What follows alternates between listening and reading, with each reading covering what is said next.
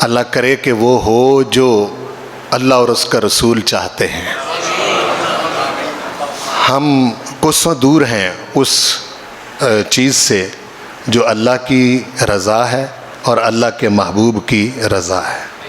اس ملک کے اندر مختلف قسم کے کارڈز استعمال ہوتے رہتے ہیں۔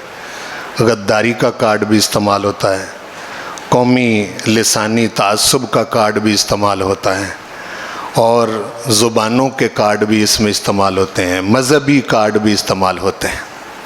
ہمارے جو اس وقت سیاسی لیڈر ہیں یا سیاسی لوگ ہیں، میں ان کی حیثیت بتا دیتا ہوں۔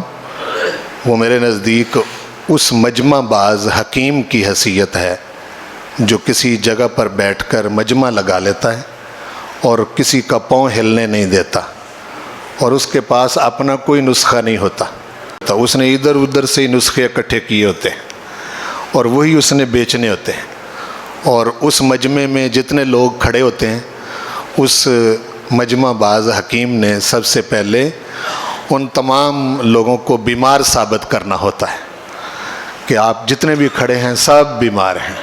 اگر وہ بیمار ثابت نہ کرے تو ظاہر ہے وہ اپنی دوائی بیچ نہیں سکتا۔ یہ بالکل اس وقت ہمارے سیاسی لیڈروں کی حیثیت ہے۔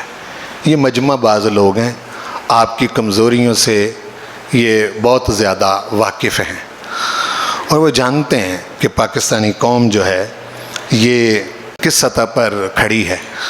ان کی یادداشت بڑی کمزور ہے، اور یہ ہر پارٹی، ہر سیاستدان کی سابقہ ہسٹری کو بڑی جلدی بھول جاتے ہیں اور تازہ صورتحال پر یہ ناچنا شروع کر دیتے ہیں، اور جو کارڈ اس وقت ان کے ذہن میں ہوتا ہے وہ استعمال کر کے آپ کو ایکسپلائٹ کر دیتے ہیں۔